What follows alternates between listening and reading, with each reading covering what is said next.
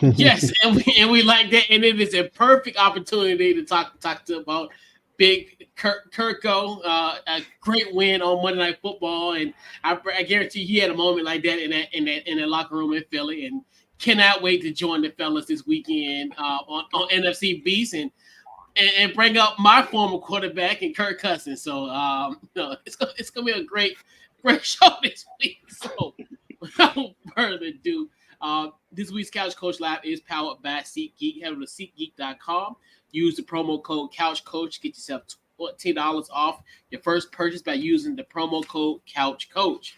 So we talked about it in the tease of the show, and like we talked about, it's weird like how the NFL is by far the greatest league because they have storylines that write themselves. So I think probably one of the major stories this week was the announcement of Bryce Young being benched. Obviously, the Panthers are 0-2. Uh, they, Dave Canales, their head coach, announced on Monday that Andy Dalton, the Red Rifle, will be QB1 now for the Carolina Panthers. Bryce Young obviously was the 2023 number one overall pick in the draft. In his career, he has 11 touchdowns and 13 interceptions. So I'm gonna go with you first, Scrub. What was your thoughts on Bryce Young being benched, and just and what do you see the future of Bryce Young? I think this is more of an issue with the Panthers as a whole as far as their team building, because they haven't built their team. Like, they've been trying, but they haven't been successful. The offensive line is still a mess. They don't really have the wide receivers like that. They tried to address that this offseason, but you're going to rely on a rookie to save a second-year quarterback. That's asking a whole lot. Dave Canales is also first-year head coach, so I think he's just trying to find a way to win games.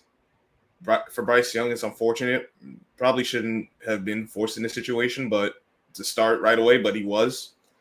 Now he's gonna be on the bench. You wonder how it affects his confidence. He says he's in high spirits right now, but that's all well and good until like a few weeks go by. So, and as for what it's going to look like, Andy Dalton, I'm surprised he's still in the league, because I'm like, he like 2,000 years old. Last we saw of him, he's pretty cooked. So I don't know how much he could give you with this kind of team. Maybe like he knows more, obviously, but I still don't think this is gonna really make a big difference in as far as wins and losses. Yeah. Before we get to Jordan, definitely we got a shout out. So shout out to Sports Talk with Jose Rodriguez. Yeah, that's my guy, Jose. Yes, sir. So yeah, so all right. So Jordan, what's your thoughts on the benching of Bryce Young and the future of Bryce Young?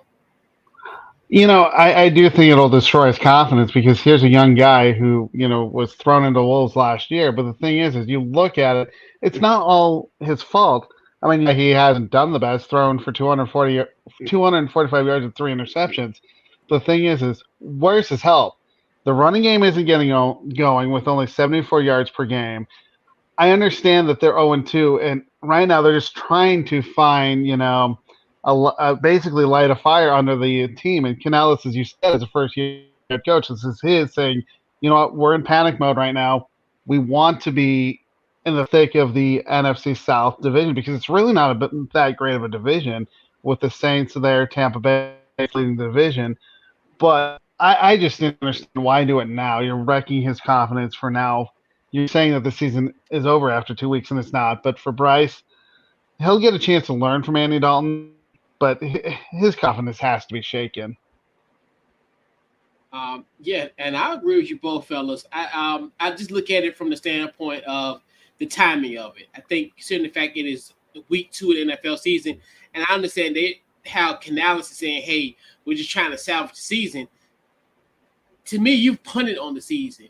At this point, this lets me know, okay, maybe we need to kind of figure out who's going to be our quarterback in 2025. That's what my thing was. I can understand if this situation, if we were sitting here maybe 5 or 6 weeks later, maybe like that first week of November, late October, after maybe like week 8 or 9, and they're like 0-7, 0-8 or whatever, then okay, we gotta move on and try to salvage some wins. This like you said, and it's gonna mess up his confidence. Kind of one of the things where this to me is a classic case. I know we always hear this in NFL terms, where you can't put the toothpaste back in the tube. The damage is done. I think, in my personal opinion, and like you said, and I know you said this well too, Scrub, but as far as Dave Canales is his first year, so he doesn't necessarily have to have that quote unquote loyalty as like a Frank Wright when he was there last year, or what have you. So I think the future for him, I'm curious what's going to happen in Miami, because I know we really didn't talk about the as far as the implication for Tua. I know he's on IR. He probably won't be back until late October. So that kind of coincides with the trade deadline in a sense. So I don't know if he's going to go to Miami, but I definitely think he's going to go somewhere. I can definitely see him going into the trade deadline and being traded somewhere. I think if you look at it today, it looks like maybe Miami, because they're the only one that really has a quarterback vacancy for the short period of time. But who knows? Injuries might arise in these next few weeks between now and the trade deadline, and it could be a potential for him. And I do agree with Jose. Yeah, this is on Tepper. Yeah, because he's Tepper. Yeah. That's what he wanted, and I think this is, and I don't think this is necessarily an issue of they should have picked CJ. I think this is more of an issue you didn't build your team right, and whichever quarterback you were going to pick was going to be, they were just set up for failure, and this is the result of that. That's why I'm not necessarily a proponent of getting the quarterback first. I'm more build the team, and then because you can always find like a backup quarterback or journeyman quarterback to hold things down until you can draft a guy. There's no need to be reaching for these guys. Yeah. Well, and you look at the trade that actually sent Bryce Young as the number 1 pick. They got rid of DJ Moore, which I'm still confused about. Why would you get rid of a playmaker? You need that playmaker for a young quarterback. Whether that would have been C.J. Stroud or Bryce Young, whoever it would have been, it wouldn't have mattered. You need that playmaker. Yeah, and like you said, right, because you see how the difference between him and CJ. CJ has a supporting cast. CJ has a great defense. CJ has good wide receivers. Even now, with the addition of Stephon Diggs, that makes last year he had like a Noah Brown. He still had Nico Collins, Tank Dell. You had a solid young core wide receivers versus here. You, like we talked about in the preview, where you really didn't have many. When we talked about playmakers, because we looked at where you got Adam Thielen, who's at this point probably a slot at best, but you don't necessarily have that number one. I did like the kid from Ole Miss, Mingo, but he really hasn't became what I thought he was going to be initially, like as far as being that is essentially his go-to.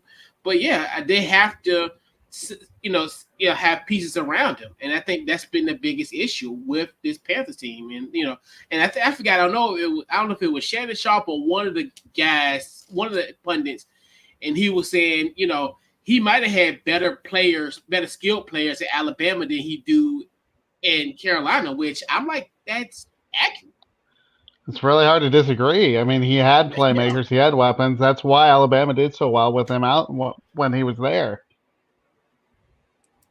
Yeah, and it's the same with the Titans, and even with the Titans, I see them. They have put Will Levis in a better situation than in Carolina. At least there, you got a guy like a Pollard, even though you did lose a Derrick Henry, but you still got a reliable guy that 2 years ago he had like 5 yards a carry in 2022, and you still got that. You got D-Hop as well too. So you got some guys there, and then they starting to kind of build their offensive line with because I know it's Brian Callahan is the coach. Well, Callahan, and then the son Bill is the dad. Yeah, Bill is the dad. Then Brian is the son. So Brian the coach, and then build up the offensive line. So yeah, at least with them, you got some semblance. Like, okay, I can see the plan, but with Carolina, it looked gray and murky, because even when the previews, when everything's kind of optimistic, I'm still like, it's still some stuff that's that's missing on this team.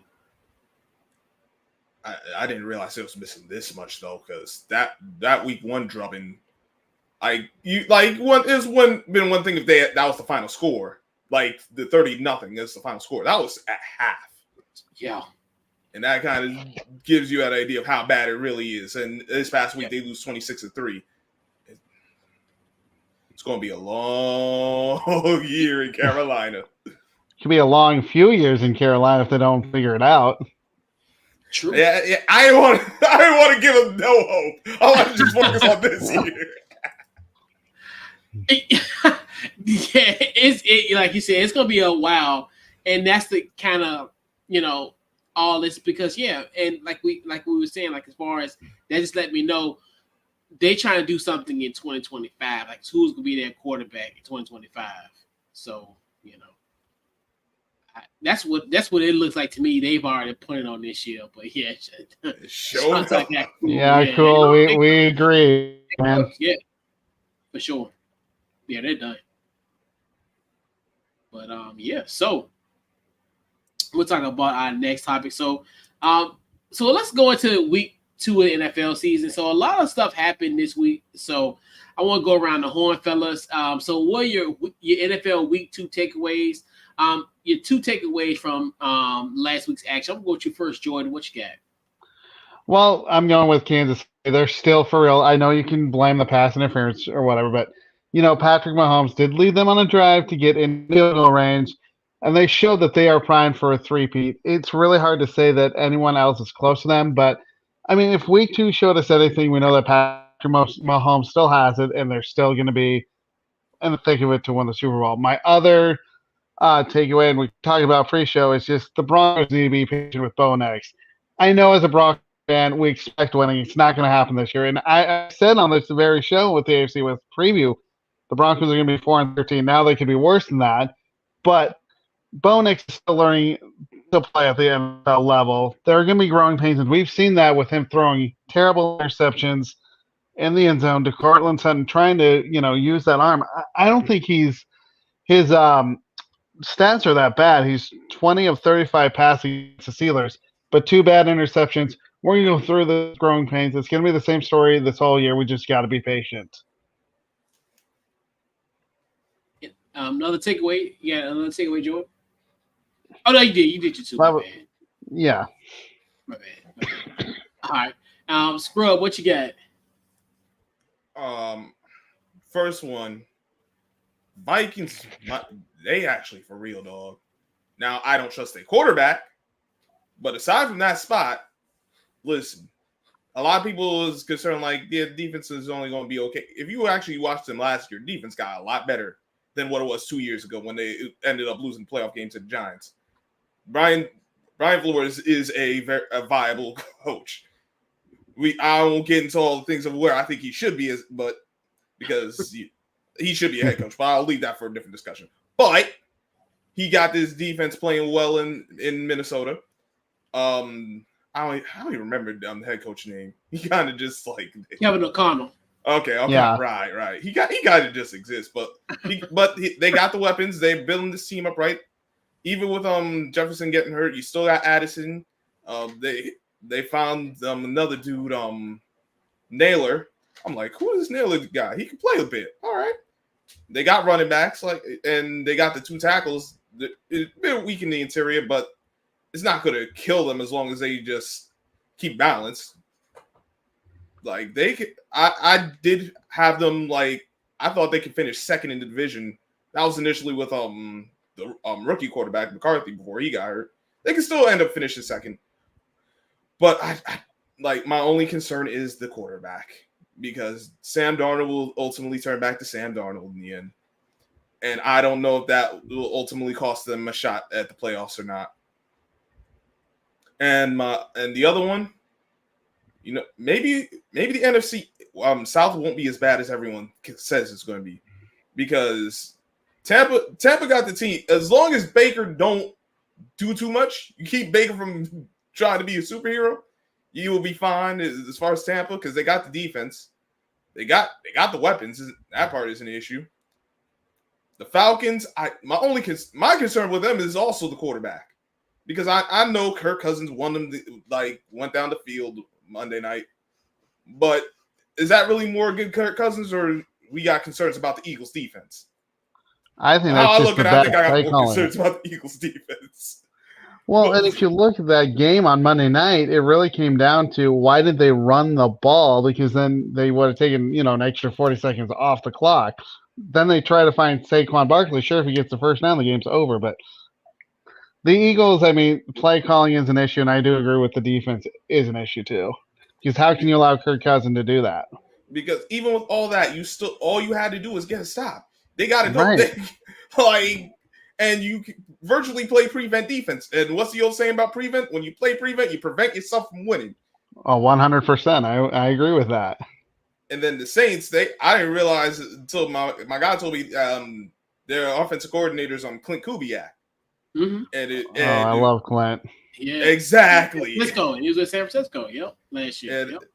Yep. So he was working under Shanahan, and if you know anything about his daddy, oh damn, I didn't have his name.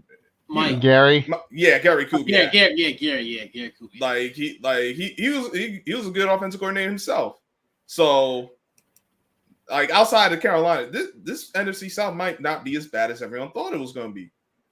That's what I get out of it. Now, if the Falcons get that rookies in the mix, oh boy, oh no, Kirk gonna be interested. Kirk, I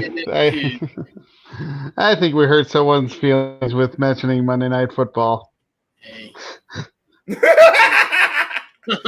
Hey, cool. It could be worse. You could be my team who's still searching for a win and doesn't look good on both sides of the ball. No, yeah, but for cool, I know how he's thinking. This is more the same as last year, and if that's truly the case, what difference do it make? No, that's true. Right. But yeah, so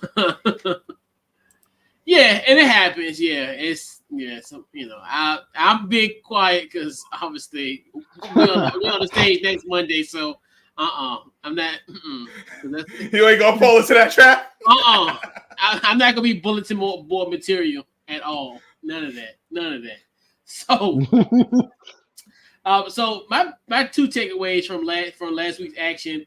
The Saints come marching in. Obviously, the win over the Dallas Cowboys last week, and now they're averaging 45.5 points per game. That's number one in the league. Another great effort by Alvin Kamara. 3 touchdowns against Dallas last week, and then obviously David Carr had 2 touchdowns and a win over the Dallas Cowboys. Now they're 2-0. Like you said, Scrub, where this NFC South, what we looked at in the preseason, we looked at maybe a 1-team race potentially between Tampa Bay, maybe running with it, or Atlanta running with it. So it's kind of one of things for that is concerned. Whoever, and then my other one, and it's funny that we always talk about as far as the NFL. We just talked about Bryce Young and what's the future of Bryce Young. Once you leave Charlotte, your future might be bright because the last 2 quarterbacks of this 2022 lineup, when you had Baker Mayfield and Sam Darnold, they're both leading their teams to a 2-0 start. Baker Mayfield, another great performance, obviously, week 1. He torched the worst secondary in NFL history, the Washington Commanders.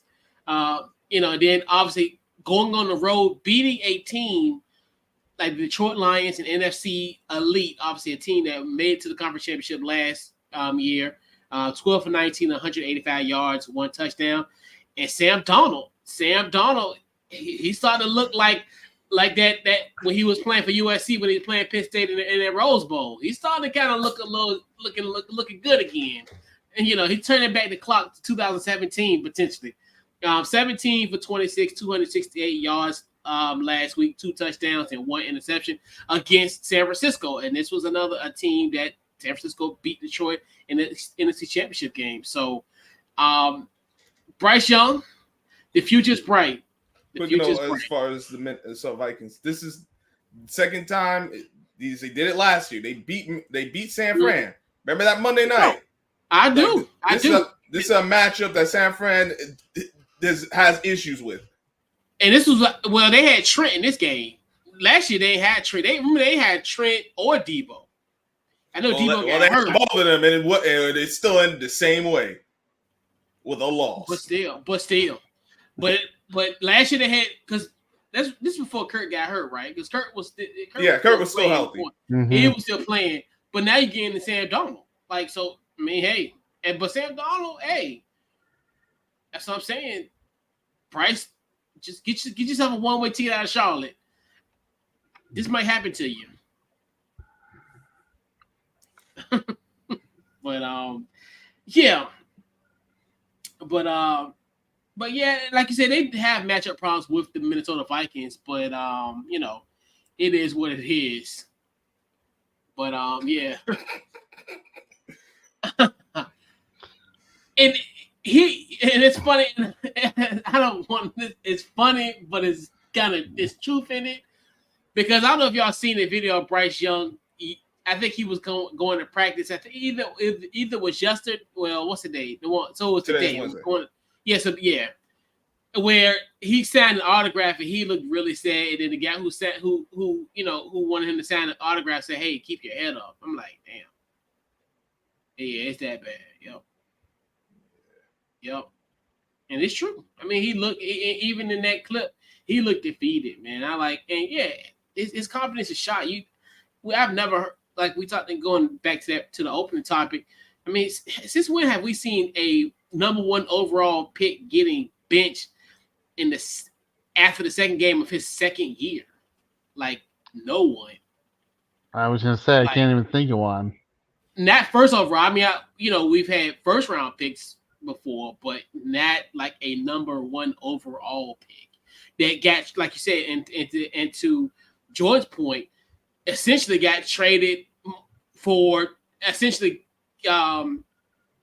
DJ Moore, and now you think Caleb Williams as well, because Caleb Williams is in that package as well. So, it's really interesting to say the least, for sure. Yep.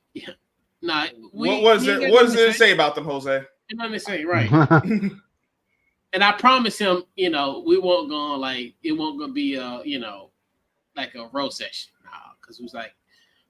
Let me put you like this: if it is, I'll be the one roasting him. So let's move on.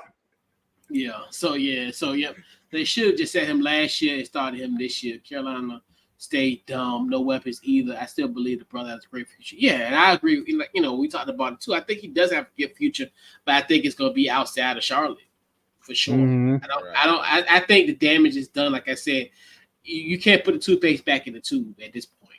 I don't think, barring an injury, I don't know. I don't think he sees the field. No. Maybe he does because the situation is just that bad and Dalton struggles. But they just got too many problems right now that they need to figure out before we get to that point. True, and yeah, but yep, but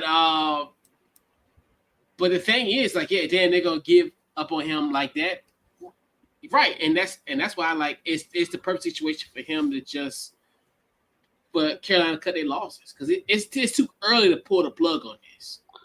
Well, especially in the second week of the season too, right. And like we've talked about, right? You're right. You can't undo this. This is like something that you just can't say, oh, well, yeah, we're going to bring it back in November. For what? You're already going to maybe like 2-10, 2-8. If you're lucky, even get to 2 wins. Like, at that point, what have you done? What are we building here? Right. What is the end game, Carolina? This is the real question we need to ask. And it all falls on the owner because I've heard it many times. A fish rots from the head down.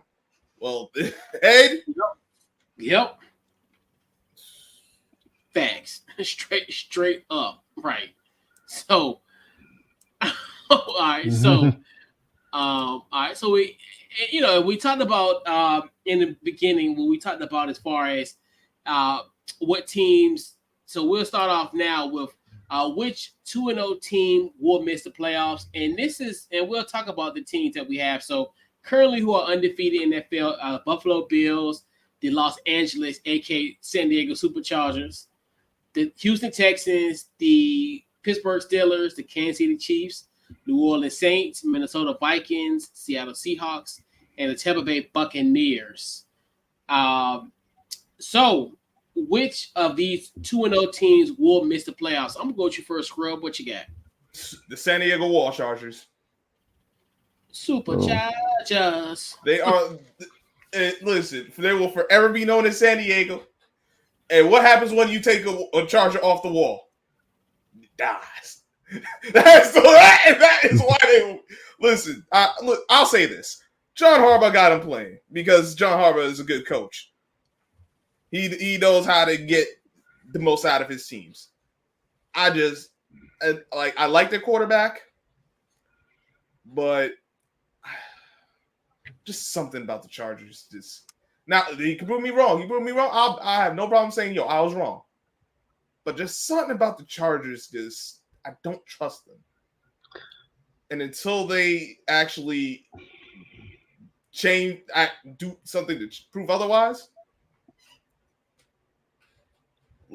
because I'm looking at the other 2-0 teams, I'm like, damn, I don't see who else is gonna miss. Maybe Minnesota because of the quarterback situation. And that would be like the only other one I'd say, but that would be more so because of the quarterback, not because of the overall team. That's fair. I still think the Chargers do have some deficiencies.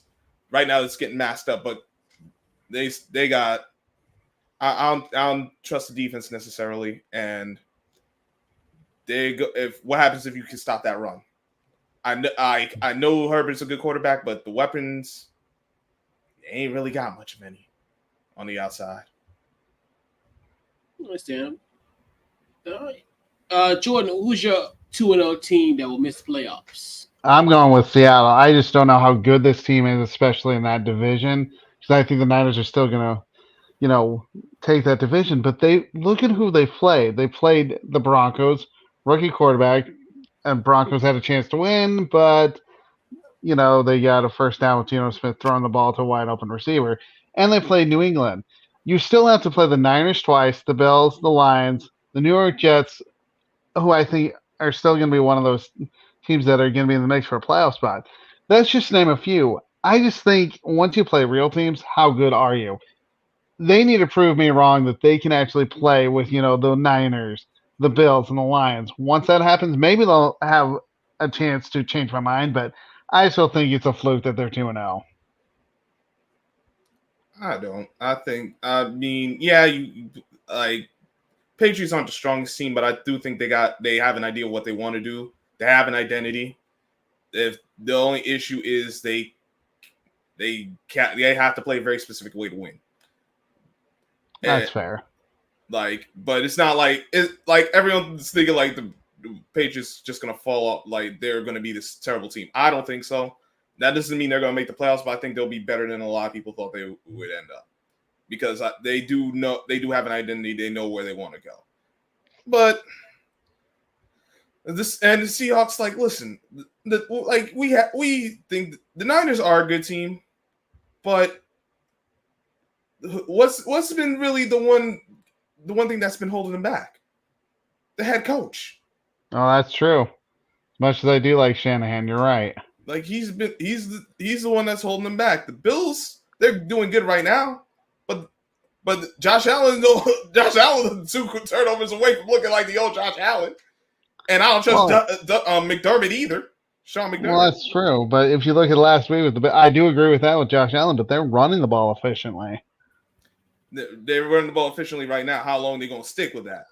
That's true, because you're going to get into these games against, division opponents. Plus, they got to play. I think they play Kansas City this year.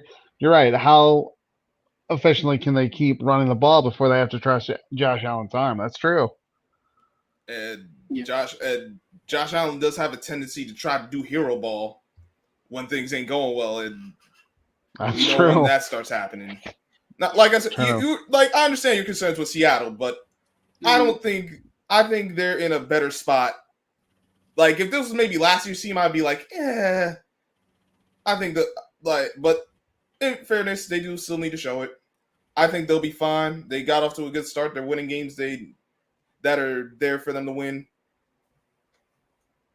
Yeah, because I agree with you, Jordan, as far as Seattle. And I thought about like Buffalo because I did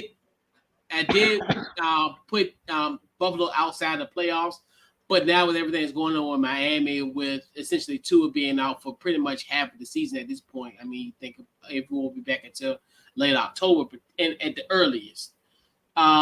Like you said, like Seattle really hasn't proved it at this point. Like you said, their 2 wins, obviously against those 2 opponents.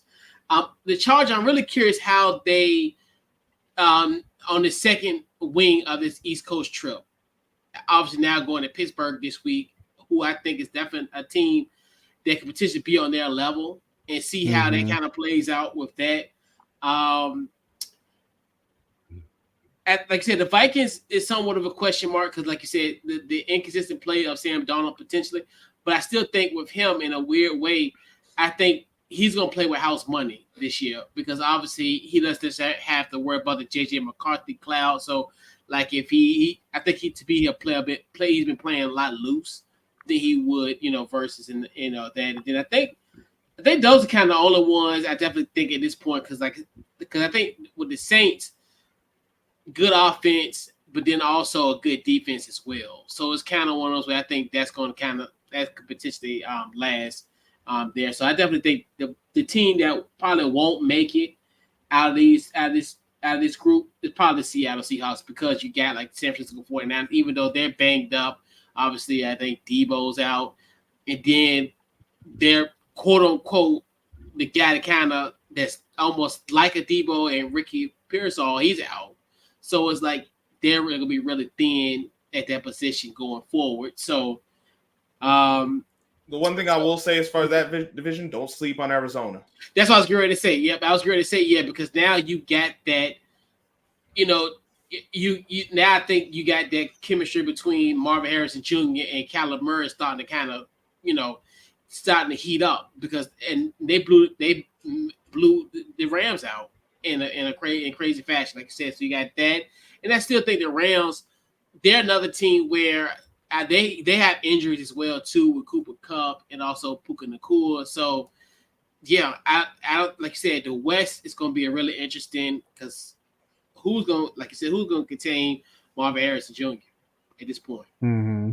I think he's starting to become unleashed. I think he's starting to go really show, hey, it's going to be like backyard ball. They go just pitch up and throw it to him.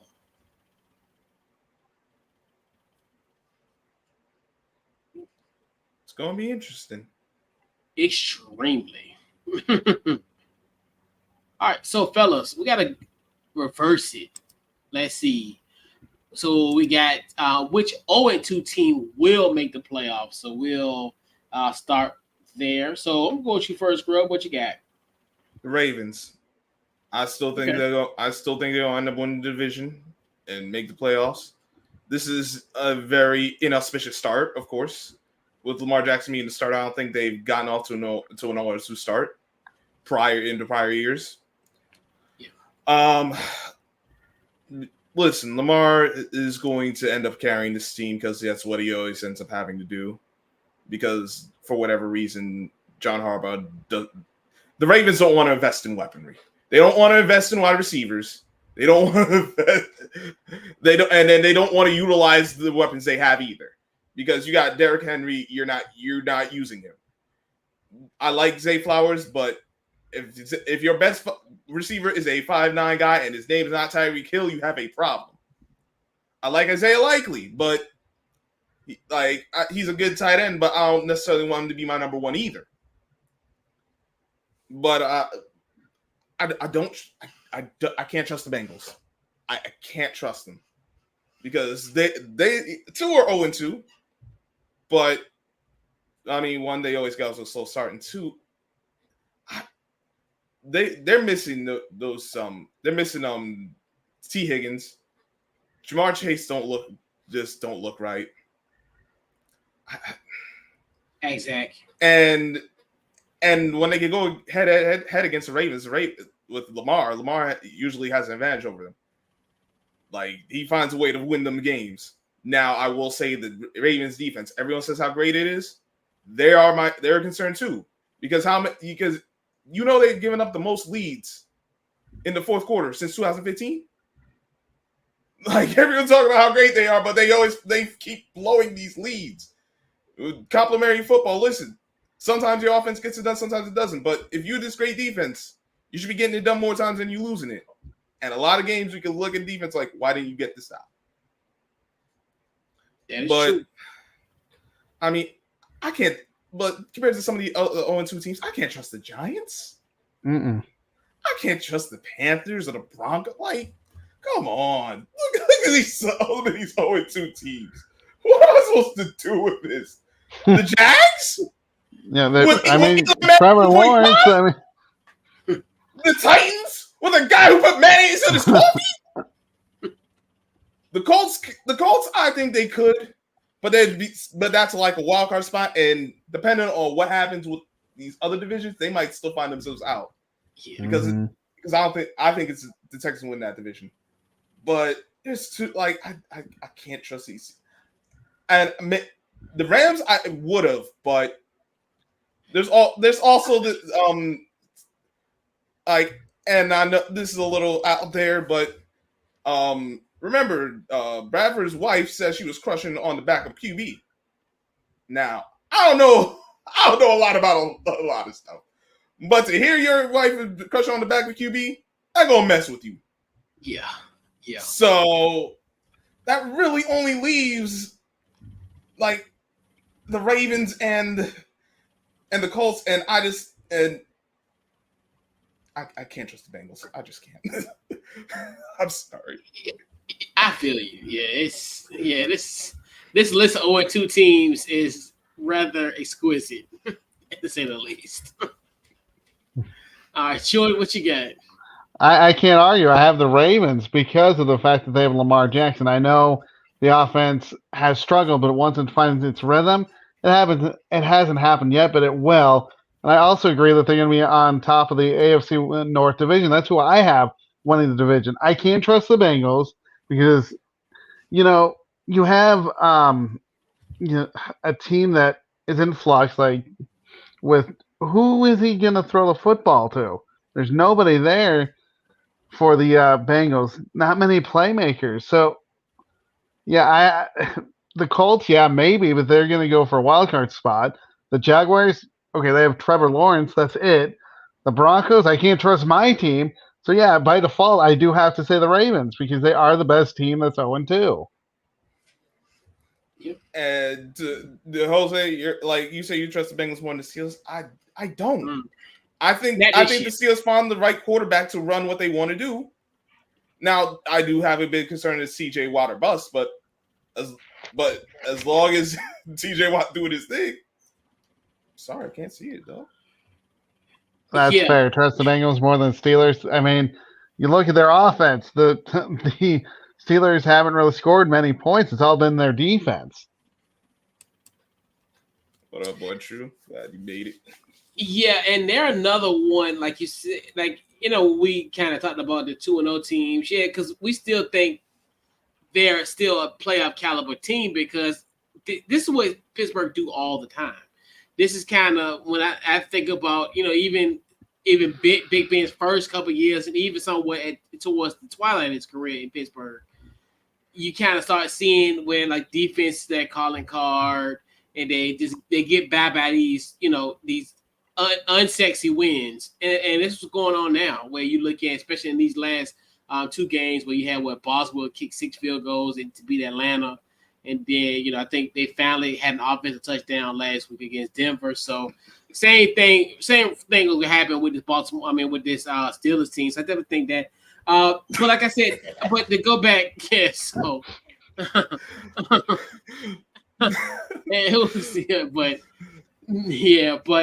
I think it will be the Ravens. And I know y'all talking about as far as like the offense wise, but they're still number one in yards per game so far. I think they're averaging 428 yards per game, and obviously, I definitely think what's a good remedy to a team that's losing like this, and then you play the Dallas Cowboys on Sunday, so it's kind of one of those where it's a perfect storm for Baltimore to get there, to get back on track potentially, because obviously we see how Dallas looked last week against the Saints. But yeah, I definitely think it will be the Ravens just because, like I said, almost kind of like default of the division as well. You look at like Pittsburgh is there at 2-0. Like you said, the Cincinnati thing is kind of troublesome. Obviously, I think even when they lost to the Patriots, we in week 1, the discourse with Ja'Marr Chase when they asked him about how, as far as him being ineffective in the offense, and he said, you know what, ask Zach. Talk about Zach Taylor, the head coach. So it's kind of like that seems like a rift there. And then this whole having a $50 million insurance policy, the Bengals selling televisions. I don't know if they're trying to sell televisions to pay him. We know, I mean, what's next? They're gonna sell French fries, at games to raise money to get him paid. So it's kind of, I don't know what's going to happen. So they're another team where I think this is going to be somewhat of an off year for them, like you said. And then will T. Higgins be effective this year? Because obviously, him not being in the lineup thus far, like, will this injury kind of linger throughout the season as well? So it's going to be interesting. There's some troubles there as well. The Colts, yeah. Two things with the Bengals. Yeah. I never trusted Zach Taylor. I always thought he was just a product of Sean McVay system. He was just riding the wave. And Joe Burrow, listen, they pay you to be a franchise quarterback. So you got to show you a franchise quarterback. After the fact that T. Higgins is not there, Ja'Marr Chase ain't playing well. You got to show that you that guy. True, but because as of right now, I don't think I don't know. I personally would say he's not a franchise quarterback because I haven't seen him do it without these weapons, and that's concerning. And I know every team needs weapons and like you need help, but if you really that guy, make it work like how Lamar's made it work with a bunch of no names. Right, and that's what I'm saying. And I think that's the biggest issue where all this comes into play, where those playmakers that help him make that 2022 that run the Super Bowl in 2021/2022, they're not as effective as it was. And so it's like you said, that's the issue. And then him coming off the injury as well. So it's kind of one of those years where the thought was, okay, they could get everything back together at once. But I still, there's an issue that's going on in Cincinnati, no doubt. And I do, like I said, I do think that the Ravens, it will be that team that will overcome it because even in those losses, you blow that fourth quarter lead against, because they had a lead against the Raiders, right? If my memory is correct. Because I know they had the lead to go into that. So they lost that one. And then essentially the Kansas City game, they lose. If Isaiah likely had a size 12 shoe, they would have won the football game. So it's kind of, it's just one of those where that they easily could be 2-0. They could be one of those teams that we talked about on the other end. So yeah, and I don't like to see. I see the Colts potentially like a wild card, but I don't definitely think that's going to come into fruition. But the other teams, I don't think they're going to recover from a down 0-2 deficit at this point. Yeah. My only concern with the Colts is just what will their record end up being? Can they get enough wins? It's not so much I don't trust them as once they get it all together. It's just will they get it together before the losses stack up too much? And this is one true inquiry. That's the key. That's the key because that was the key. Getting rid of a guy like a Joe Mixon who is dynamic. That you lose some of that dynamic weaponry that you had, and you see how it comes to fruition. It's for Houston. And it was weird because I was like, God, don't let Houston get that. Because I'm like, that's what they needed. It's almost like it's a, so. And it's funny because in a weird way, because y'all got their boy and Devin Singletary. Mm-hmm. and now they become a little bit more dynamic, especially in that pass offense. Yeah, and that's a big that was huge. Them losing Joe Mixon. And, of course, because Devin Singletary is a little better than a replacement back. Like he'd be good if he was your number 2 guy in the combo, but correct. But getting Joe Mixon, who's a true number 1, you still got Pierce, so you could spell him for a little bit. Yep. That makes them a lot better. And Bengals, they didn't replace Joe Mixon. They did. I guess they thought they had either they had the backs on the team, or they just like, yo, we're gonna rely on Joe Burrow. Either way, they were wrong.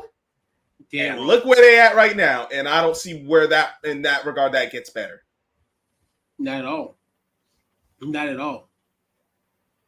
Yeah, that was their biggest, because you're right. And yeah, and that's where you look at where you can see some of those deficiencies so far. But yeah, that's on. Yeah, and let's see. I want to hear. You got it a little late, but yeah, but you're right. One true, they need to use Derrick Henry. They haven't been using him. Yeah, and they're going to use him a lot, especially in this Dallas game, because you see how effective Alvin Kamara was against that run defense in Dallas. And I think that's going to be the beginning, the start of kind of what you will see in Derrick Henry in this offense, because they would be foolish not to run the ball on Dallas, like, because they're just bad on run defensive standpoint. So I definitely think you'll see him a lot more. So but yeah. Yep. What up, Alex? What up, HD? All right, fellas. So we'll get to that, and let's get our thoughts on the game of the week to watch this weekend. So I'm gonna go around the horn, fellas. I'm gonna go with you first, Jordan. What's your game to watch this weekend? Minnesota versus Houston. The question is how real is Minnesota in terms of can they keep, CJ Stroud from doing what he likes to do, which is, he can run the ball, he can also throw the ball. But you look at Sam Darnold, I mean, this could be an offensive showdown. Minnesota scores 25.5 points per game, while Houston averages 24 points. Just looking at that, I mean, it could be an offensive shootout. That's unless the defenses decide to show up. But if you're looking at a nice shootout, go with that game. Minnesota versus Houston. Okay. All right, what you got, Scrub? I would have picked that game, but my man picked that. Shoot. This is put up time or shut up time. We got the Thursday night game tomorrow. You got the Patriots and the Jets. Now, anyone who knows how the history of this matchup's gone, the Patriots always find a way to humiliate the Jets in some manner on this stage. But I don't understand how. I don't understand why. Even when the Jets think, yo, we good, they find a way to come up short. Even without the Jets really are who they say they're going to be. This is a game you're going to have to win. Because you're at home, short week. You say you have the quarterback, you say you got the defense, although defense has been suspect as hell, and that's dear God. Y'all got to beat the Patriots. Defeat, slay the dragon that has haunted you since the dark ages. That's the game to watch, in my opinion. And I got you, Jose, and I get you. I definitely subscribe to you, man. Definitely appreciate you subbing. Like I said, 2024 has been a very weird year in NFL. If someone would have told you that between the two players of Malik Willis and Will Levis, Coffee and my Mayo, who would have got their first win between the two? If you would have said Malik Willis, I think we all would have said you need to be subject to a drug test immediately. My only question would have been, what the heck happened to Jordan Love? Well, even before, like you said, even before he even got traded as well, because okay, how did he end up becoming a starter and what have you? So Malik Willis goes back to Tennessee. His Green Bay Packers will face the Tennessee Titans. this is going to be a really, really interesting game. Obviously, definitely want to see what Malik Willis could do, because obviously we know as far as not getting the best deal in Tennessee as far as getting an opportunity to shine there. So now he comes in in Tennessee, and now you're looking at the Titans 0-2. They had some, like I always said, I looked at the Tennessee Titans team going to the season where they're really going to have some heartbreaking losses. They're going to play hard, but they're going to have some heartbreaking losses, and that's has proven true in these last 2 weeks. Obviously, the loss to Chicago and the loss to the Jets last week. So this is going to be a very, very great, interesting game to watch. I definitely think it's going to be something where I want to see the reception of Malik Willis, how people will receive him once he goes on the field, potentially make big plays and what have you. Like I'm just really anticipating, and it's funny because would you have thought this would have been a revenge game going into the season? I mean, you think about like Saquon going back to Phil. I mean, going back to the Giants. I thought about that as kind of a revenge game. Even San Francisco versus Kansas City in Week 7. Like so many different types of stories.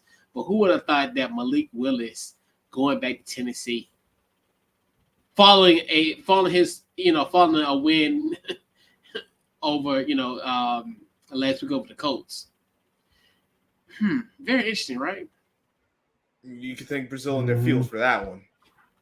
Well, yeah, that's it, right. We got to think about Brazil, and yeah, it gets hurt on the second to the last play. Isn't that weird? That's just that just shows you how crazy that game was. Second to last game. Well, listen, I always thought that Malik Willis was the better option. I thought Tennessee made a mistake. One, drafting the position again, and then two, sticking with it. I'm like, listen, maybe Will Levis will be something, but from what I've seen of him, I ain't got no faith in him. I got Malik Willis stud in the back. yeah. So and what we got? So Cowgirls and the Ravens. That's gonna be definitely a good game. Like we said, I think this will be a bounce back week for the Ravens potentially. Obviously them going to Dallas, so that should definitely be a great game to say the least. And I did get your thing on Twitter as well, so I definitely follow you back on Twitter as well, Jose. Definitely appreciate you for checking us out tonight. One game that I know a lot of people won't think about, but they should check out too: the Lions and the Cardinals. Yes. High flying potentially, and it's in the desert too. And it's kind of sneaky. That's a sneaky game. And could Detroit fall to 1-2? Listen, will Detroit be their own worst enemy? Because this ultimately what it comes down to for them. It was Dan Campbell going to be his own worst enemy, because when he is, the Lions lose. When he's not, they win. That's true. Hey, that's gonna be a good one. And then to throw some other ones out, I just got one more extra one.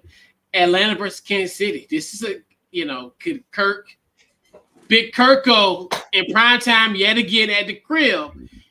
Can he do this? And now the Chiefs, their first road test of the season on a Sunday night. Your girl Taylor Swift gonna be in Atlanta. So, hey, Scrub, don't. Hey. At this point, you at this point we just gotta live with it. At this point, we can't be. I don't need to see that ugly woman on my screen, dog. She gonna be in Atlanta, so hey, it is what it is. So just bear with us, bro. Hey, you rather have a boring summer, rather have a summer with no headlines, nothing going on in the NFL. Or to watch I don't need that headline. I'd rather have no headlines than that headline. I'll tell you that. Know. The way football's back at this point, week 3 in the season, bring it on. I'd be like Chris Collinsworth. Now here's a girl that knows how to entertain a crowd. She listen, she got her demographic, and God bless her. But she ain't my kind. Me too. It ain't for me. That's why I don't give a damn. And I'm tired here. It ain't my cup of tea, but hey, I'm thirsty. That's all I got. Nah, I'm not. I got my water bottle right here. I'm good. But but yeah, that's gonna be interesting, and it's a road test, and obviously when the Kansas City primetime matchup like that, so obviously the stakes are gonna be a little higher as far as I know. The three-peat talk is always going to continue and exist, so it's gonna be a fun night, Scrub. So just enjoy it.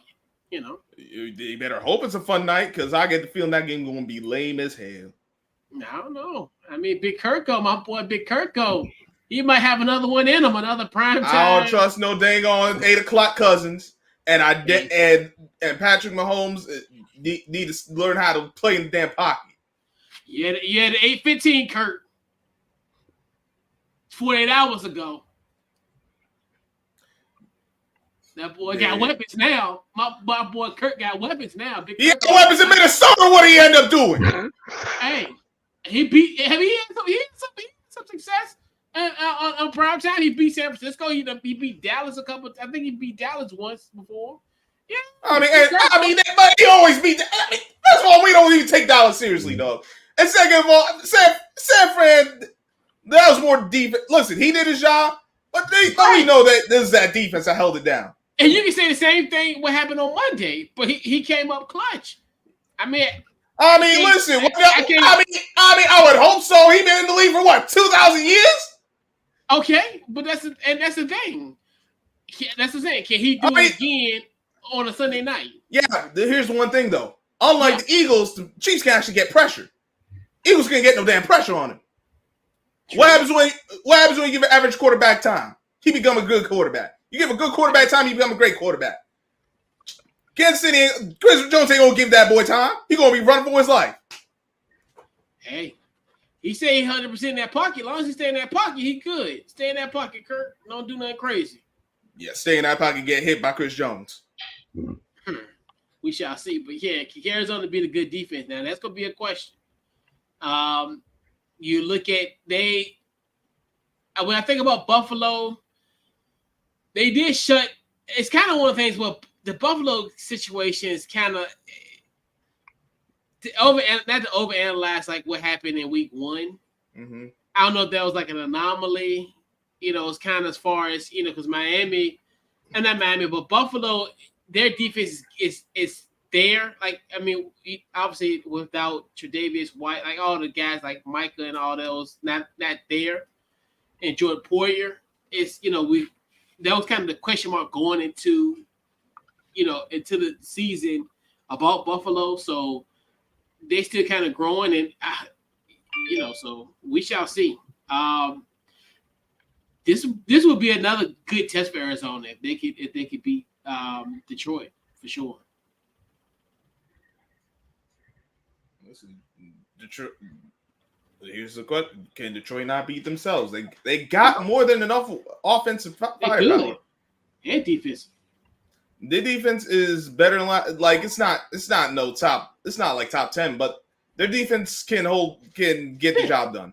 Yeah, they're like to the question, a good defense, which they fall into that because I know when I talk about as far as Buffalo, there's still a question mark with Buffalo, even though they've had great defensive efforts so far early in the season. But this is where it's going to be kind of interesting. Like this, the next level, the next step for Arizona potentially. When we look at their body of work going forward. So, but it's gonna be a fun weekend. And then, the beautiful thing about all that is it's gonna add more storyline and drama to it. That's why the NFL is the greatest reality television show of all time. I said it's my favorite soap opera. It's That's really what it is. It is. It's all of that. It is Young and Restless, Bold and Beautiful, All My Children. What other ones are out here? Other soap operas out here? General Hospital. General Hospital. Yeah, with all the injuries, yes, General Hospital for sure. Yep. All of that for sure. So we're going to round out tonight's Couch Coach Live with our game ball. Who gets this week's game ball for you, Jordan? And it's pretty much a shout out to anybody in the world of sports this week. What you got? I'm going with Shedeur Sanders of the University of Colorado. Last week mm, played terribly against Nebraska. He was 23 of 38 for 244 yards, one touchdown, one interception. His line didn't give him time to throw the football. He was sacked 6 times. Well, last Saturday against Colorado State, he was much better, looked more efficient in the pocket. He was 36 for 49 passing for 310 yards and 4 touchdowns. He didn't turn the ball. So the fact that he was great passing and the fact that he had 310 yards and 4 touchdowns and no interceptions is why he gets my game ball. All right. You got Scrub. Who's your game ball? Adrian Wilson. And he was watching That girl's been holding it down.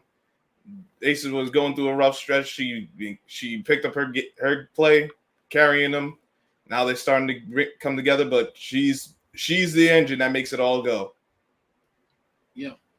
I give my game ball to none other than my guy, Adrian Wojnarowski, a.k.a. Woj.